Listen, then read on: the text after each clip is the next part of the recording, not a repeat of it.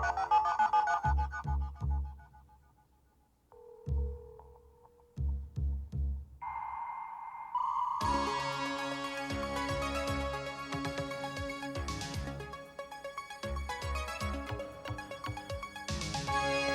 week on the Computer Chronicles, information overload. Need to get organized? We'll show you the latest in personal information managers. Too much email to handle? We'll look at Emailer, a tidy way to manage the glut of electronic information coming your way. Can't keep up with all the papers and magazines you should be reading? Try the new personalized Wall Street Journal. We'll also show you how to find what you need on the net, and we'll look at an incredible new summarizer that can read for you. All this plus Giles Online, this week's computer news, and my pick of the week, coming up next on the Computer Chronicles. Computer Chronicles is made possible in part by Hewlett-Packard Personal Computers, developing PCs for business.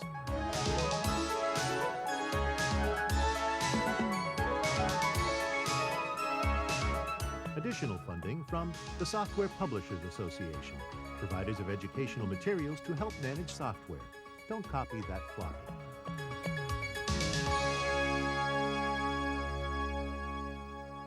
Hi, and welcome to the Computer Chronicles. I'm Stuart Chaffee. Well, we're living in the information age. Tell me about it. So much information, so little time. You've got to start somewhere to try and manage the glut of data that surrounds you. Now, for some people, this is an information management system, matchbook covers, yellow Post-it notes, napkins, those little pink memo slips, etc. Some people are using a day timer, one of these good old-fashioned paper systems over here. But a better solution, I guess, Rob, is what you guys have done and take the day timer mentality, literally put it onto a PC with your day timer organizer. Give us an idea of how the day timer works in the PC environment. Sure.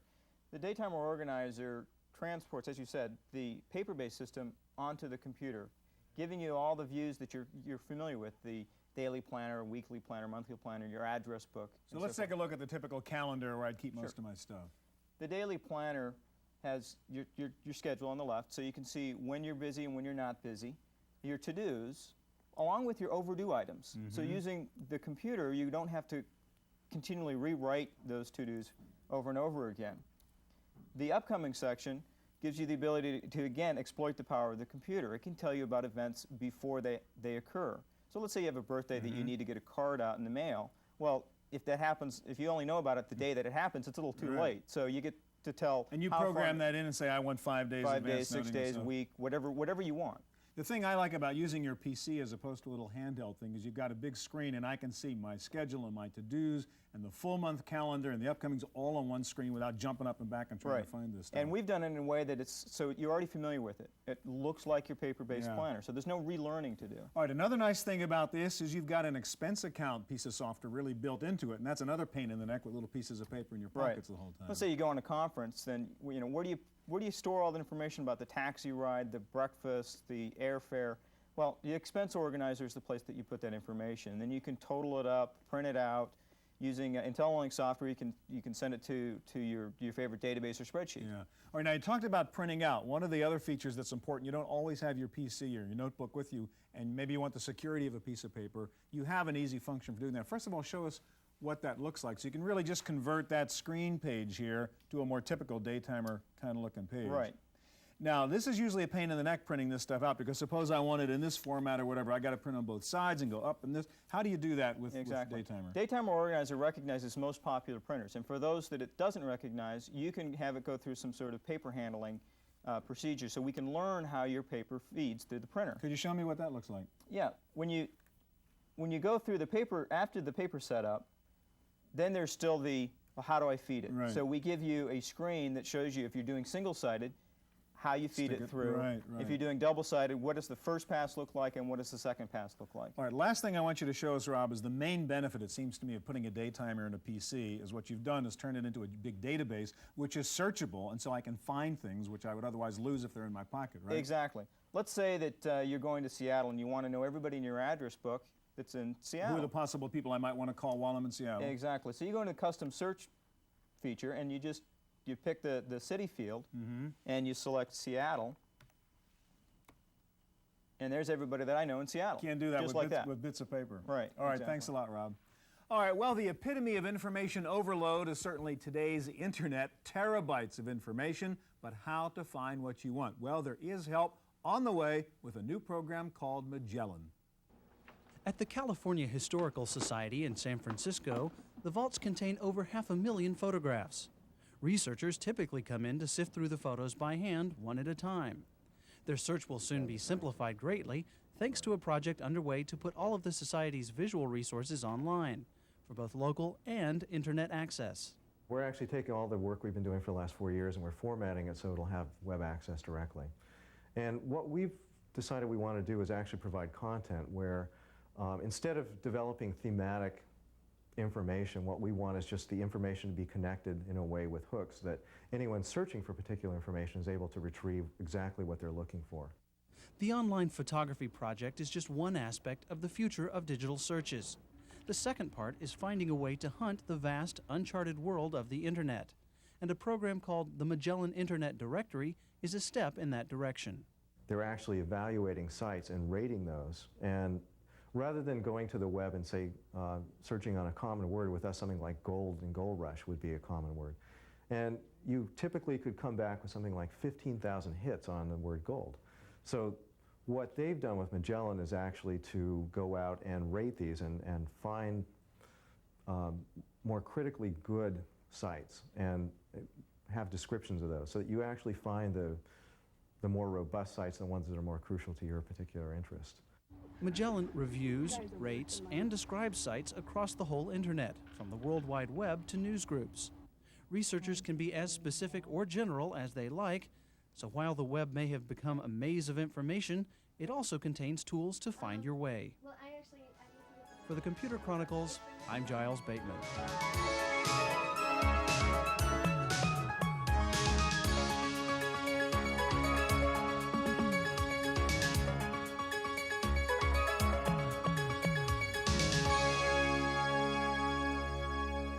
So you found a way to find the right websites, but what about all that email that keeps pouring into your computer? Well, we've got a solution for you there too. It's called eMailer from Clara, and Michael's here to tell us about it. All right, this is my problem. I've got 5 different email accounts, and I'm tired of having to sign up on 5 different accounts every single morning to check my mail. How does eMailer solve my problem? Well, Clara C Mailer is an easy way to take all that mail and consolidate it in what we like to call one universal mailbox. So I only have to do one thing in the morning, not 5 things? Absolutely. All right, to show me how we do it. Well, like you mentioned, setting up schedules. Now, what schedules? So Clara C Mailer is a way to automatically go and retrieve the mail. So from all how your frequently accounts. do I want to check my mailboxes? Absolutely. Okay. And you can do that on a recurring every 4 hours, every 20 minutes, every 2 minutes, or you can actually set up custom schedules. So I could check different accounts with different frequencies? Absolutely. Okay, or like on weekends, say only once a day is enough or whatever. That's right. And like you mentioned, you can check your internet account, AOL account, or CompuServe account. All in one place? All automatically in the background while you work on other things. Huh. All right, so show me the different views now that we just looked at before here. Okay. So this is the inbox? This is the inbox, and you also have an outbox where you save mail that you're ready to send out, a filing cabinet where you store mail you've already read, and an address book for all those electronic mail addresses you want to keep. Okay, let's go back to the inbox. That's where the action is here. Sure. All right, so what is all this telling me here? In the inbox, this is all your incoming mail, and at a glance, you can tell whether or not you've read the mail. So that's read. Check as I read it. Exactly. A little paper clip. There's Enclosure, a file attached. okay. Exactly. And this tells me if I've replied to this person. Mm-hmm. What's great is you can sort on any of these topics up here. So if you want to work by sorting it by date, you wanted the most recent first, that's fine. Right. You can sort by who sent it, and you can also sort by these priorities. Okay, now let's talk about the priorities and I guess what you call mail actions or filters here, and show us how that works, because that's a real valuable tool also. Sure. So I mean, I can have sort of an automated secretary organizing this stuff for me, Exactly, because everything you need to do with the mail is available, but you can also have it automatically done for you. Okay. And these mail actions are a way to automatically sort your incoming mail. So I can set up criteria Exactly. and say, this is in, this is out, this is important, this is not important. That's right, and it's very flexible. So, for instance, by the subject, keywords in the subject, who it's from, who it's to, and you can so just... any mail from Joe, make a top priority. Exactly. Anything dealing with the budget, make a top priority. Right, and you can Stuff from that other guy, trash it or whatever. change the priority level, Okay. file it, actually, and you can also reply automatically, send back an email automatically to that person. Okay, now what about sort of keeping track of all my mail? What's the filing system look like? Well, in the filing cabinet, you can come in, you can actually create custom folders very easily just by adding a folder, give it a name. We'll just call this one Claris. And just by looking through, it pops up all the mail that you have in there. You can drag and drop the mail into different folders if you like. And there's even a powerful find function. So if you want to find different messages, and you can read them automatically just like that. Okay, so on checking all again, I want to make sure, because Okay. all these different email accounts, I can automate the whole thing. Absolutely. Walk away, come back, it's logged on, it's got it together, put it together, done the priorities, and this is what's in my box. One place to look. All right. Well, if you were to look inside my office, you would see a picture of information overload. Magazines and newspapers piled about this high. Who has time to read all this stuff? Well, now you can get a paper that carries only the information you want. It's called the Personal Journal. And here to tell us about it is Josie.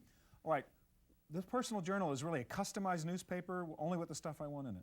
Exactly. It's a customized electronic edition of the Wall Street Journal that brings you the top news Wall Street Journal editors want you to read, plus news that matches your profile. All right, how do I set this thing up? How do I tell it what I want to read and give it those criteria? Okay, well, the first thing you do is you go to your personal news profile, and there you choose either companies or Wall Street Journal columns that Okay, you want so to first thing, select. companies is I'm interested in these 20, 25 companies. Anytime there's a Exactly. story about them, I want to know about it. Exactly.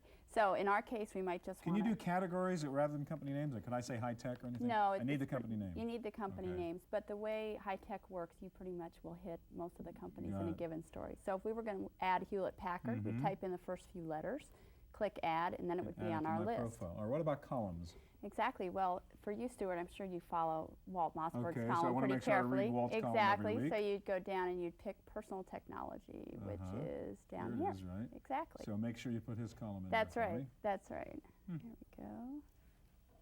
Is there And some it's point in- when I sort of overload it? I mean, is there a limit to how much stuff I can There send? is a total of 25 that you Okay. can track, but we've really found that that pretty much covers people's news interests.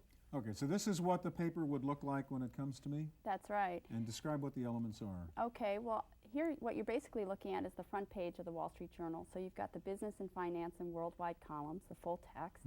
Plus, you've got, in our case, 29 stories from the Wall Street Journal that came in that matched your profile. So I'm seeing all that summary stuff that's usually on the front page, plus my Exactly. full text customized Yep, stories? yep, and let's take a look at one of them. This one is about IBM naming someone to head up their internet software strategy. So as you can see, you have the full text of the Now, article. how do I tell it when to check and how frequently will it download the paper and so on? Right. One of the newest features we just added to the product is something called personal delivery, and we can take a look at that. And what personal delivery allows you to do is to schedule deliveries throughout the day. So I can get more than one edition a day? Exactly. With new updated information? Exactly, because we also publish the Dow Jones News Service in addition to the Wall Street So Journal. I can get an afternoon edition of the Journal if I want. That's right. So how do I do that? Well, you could have it available as early as 3 o'clock in the morning Eastern Standard Time, but most of us don't get up Right. that early. So if we were to schedule you, I bet you're an early in the morning Okay. person. So we've got your first paper coming in at 6:15, and then let's have another one when it's time for you to leave work about 12 hours later. And it would automatically dial up, pull down the paper. Now, can I do auto print too? So when I come Yep. down in the morning, there's paper in my printer? Exactly, just like having it on your front doorstep, it could be right there by your computer. Now, you also have stock information. I can actually get graphs out of this too, not text, right? Exactly, exactly. Here, let's just finish that, finish our scheduling, and a really great feature that a lot of our customers have said they really use a lot is having a personal quote profile, not personal quotes, 25 companies and mutual funds that they want to follow. Okay, so the stock's so involved. Yeah. Now, I think there's also like the Dow Jones curve I can also look at. Yep, you can also, it wouldn't be a publication from Dow Jones if it didn't have some Right. pretty good market information. So as we can see, the industrial averages have been trending up, and then there's key indicators down on the bottom of the screen. And in the electronic version, I saw there's a ticker going across the top. What is Yeah. that? Well, Personal Journal uses something called burst disconnect, so we're not online right now, but the information that's in Personal Journal is as up to date as when you had it delivered. So I really have my own little private ticker going across the That's top right. of the screen. That's right. And there's a bowl in the upper left which shows you the market's going up. Personal Journal, I love it. Thank you. One of the problems in looking for the right electronic information is that it can take so long to get the data you want. Most of us are still prisoner to slow telephone lines and slow network technologies, but new solutions are on the way to speed up the movement of information.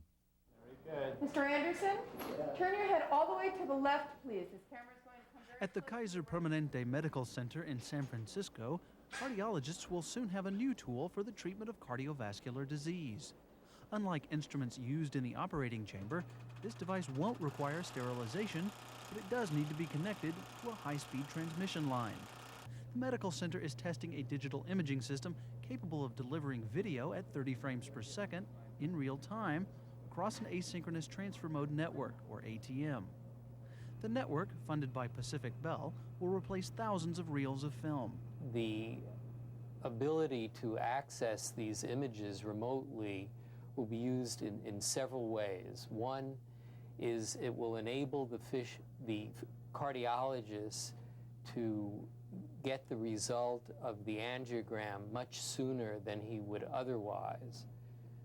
Currently, a cardiologist has to wait until he gets the dictated report from a cardiac catheterization procedure. One angiogram study contains about 2 minutes of video or about 2 gigabytes of digitized data, so transmission speed and capacity are critical issues. Kaiser physicians perform over 5,000 angiograms per year. Once the ATM network is in place, referring physicians in distant locations will not only have instant access to stored images, they may also take part in the operation as it takes place. Many of these patients are seriously ill, and some are acutely sick at the time that the studies are performed, and we need to make rapid decisions about major interventions such as bypass surgery or balloon angioplasty or other transcatheter treatments for coronary artery disease. So this communications system will allow rapid decision making that involves 2 physicians, one here locally who has new anatomic data about the patient, and the physician at home who knows the patient best of all.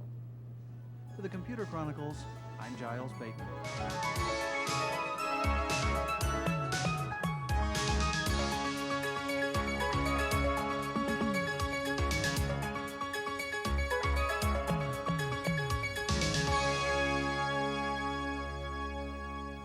Well, what I really need to help me manage information overload is a reader, someone to read all this stuff and then give me the highlights. Well, there is now a software program that can do that for you. It's called Intellex.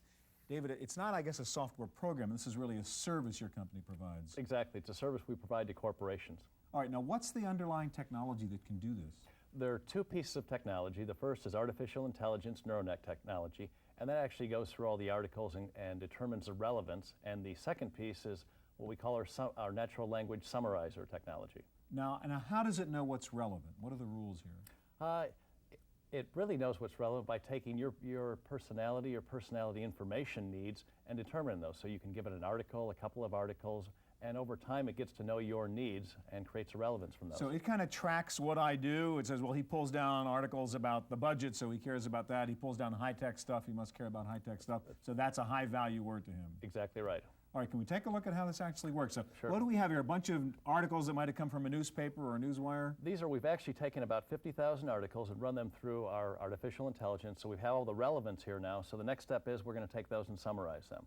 So here's an article on Gingrich, Dollar. Okay, so that's a full-text article as it came down. Yes. And the blue words are the high-value relevant words? Exactly. That it's going to build around. All right, so show me what the computer version of an outline of this article is. Okay, so we go to what we call the executive summary, and it actually pulls articles from different points in the article that might not necessarily have been the lead story or the lead article. All right, so based on what I'm interested in, it's telling me that this is not really about Newt Gingrich as it appeared in the real text article, but this is pharmaceuticals, healthcare, et cetera, et cetera. Exactly right. Now what's the bullet point version of this? Is that even tighter? Well, if you're going through hundreds of articles a day, even if they're relevant, you may not want to read the summaries. You may want to just read bullets. Uh-huh. So that's a really tight one. Show us another article so we can get to see how this works. Let's see if we can go down here and see something. Here's one New economy. on the economy. So there's the bullet version. So I know it's about family incomes increasing and it's about low-income work families. Right.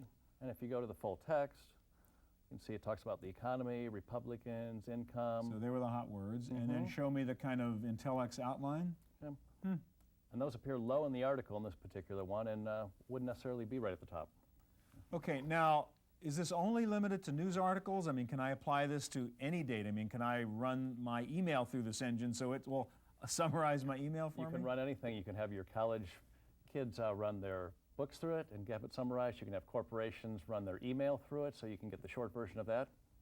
Well, now, this right now it runs under Unix as I understand it. So Correct. It's sort of tied to the whole server. I can't go out and apply this to my word processor. No, not quite yet. But maybe sometime soon? Yes, sometime soon. Okay, David, thank you very much. Thank you. All right, we looked earlier at Magellan, one way to navigate through the information overload on the internet, but Giles has some other ideas on how to find what you want online. Thanks, Stuart. Information overload is definitely a problem, and if you're online, it can only make the information come in faster. So if you find yourself overwhelmed by the total amount of information on the web and you're looking for something specific, come to the Whole Internet Catalog. Now here they have got a list of and links to some of the best search engines and catalogs on the net, so you can go to those according to what you're interested in. But they've also got a number of categorized pages of their own. So depending on if you're interested in business information, best of the net, those sorts of things, you can break down your search before you really get started, and it won't be as overwhelming. Now also here, if you are into reading technology news, you might want to check out Cyberclips, because if you read every single periodical, you'd have to go through more than 1,000 pages a day. Cyberclips goes through and they pick what they think are some of the most important or most interesting little clips of the news, and so you can go through and read, I think it's weekly, you can go in and get information, just little tidbits here and there. Now, if you are an email user, what you'll want to do is, if your email client will handle this, have it automatically file as much as possible. Reduce the number of messages you have to deal with. That helps tremendously break down information overload. And don't check your email more than twice a day. That's really too much. And last but not least, what my favorite button on every modem, good for dealing with information overload, is the on-off switch. Use it. Now, time for our weekly summary of what's new in the field of personal computing. Here's this week's Random Access. In the Random Access file this week, if you waited until after Christmas to buy a new printer, your timing was good. Hewlett-Packard has announced an 18% price cut in 3 of its leading printer models: the DeskJet, the DeskWriter 600, and the DeskJet 600C color printer. Each will now sell for under $300. International Data Corporation predicts 1996 will be the year of the Internet hangover. The technology consulting firm says the new year will see many companies pulling out of expensive investments in Internet websites which are not making money. IDC also predicts that some of the current commercial online services, CompuServe, AOL, Prodigy, and MSN, will face difficult times in '96. And there are signs of a changing cyber landscape. The Los Angeles Times says it is shutting down its presence on Prodigy in favor of a new website on the Internet. Alaska Airlines has become the first airline to launch its own website on the net that will allow passengers to purchase tickets online without going through a traditional computer reservation system such as American's Easy Sabre or the United Connection. Access Corporation says it has made deals with several Japanese television manufacturers to bundle new Internet access capability with a TV set. Access says the new TV sets will be out later this year and will enable you to do email and browse websites using only your television set. The net is still an open door into your information house, according to the Computer Emergency Response Team at Carnegie Mellon University. The online watchdog group reports a rash of Internet break-ins to corporate and educational computer systems over the holidays. Internet radio is taking a major step forward. Hollywood reporter Elliot Stein has announced the launch of NetChat, a regularly scheduled audio interview show distributed via the Internet. The new Cyber Talk show launched last week. The address is audionet.com on the World Wide Web. And you can now send email to the Pope. The Vatican launched its new website on Christmas Day. The site was deluged with get-well messages for Pope John Paul. The Vatican says more than 300,000 people visited the new website within the first 2 days of its launch. The Vatican's homepage can be found at vatican.va. Finally, Lake Superior State University has released its list of the most overused cliches of the past year. Leading the list were the terms cyberspace and online. That's it for this week's Random Access. I'm Laurie Anderson. Back to you, Stuart. Now for my pick of the week. There are a few computer applications that by themselves can justify the price of buying a computer. Spreadsheets, tax preparation software, role-playing games, but I have found another one, CD-ROM phone books. The local phone book, this kind of thing over here, is one of the most stupid ways of presenting information. It's out of date the minute you get it, and our colleagues, families, and friends are scattered all over the country these days. So if you're trying to find someone's phone number, you really need a national phone book. Well, you know how big that would be. Well, just this big. This is Select Phone from ProCD, one of several national electronic phone books. Talking about bringing us all together, this is all of us right here. Nearly 100 million names, phone numbers, and addresses, and all searchable. You can find old schoolmates, lost relatives, former coworkers whom you've lost track of. This is a perfect and simple example of the power of a PC. These CD-ROM phone books cost under $30, and some of them offer real-time updates online. You'll never again need one of these big things. That's it for this week's Computer Chronicles. We'll be back here again next week with more of the latest in personal computer technology. I'm Stuart Chaffee. Thanks for joining us.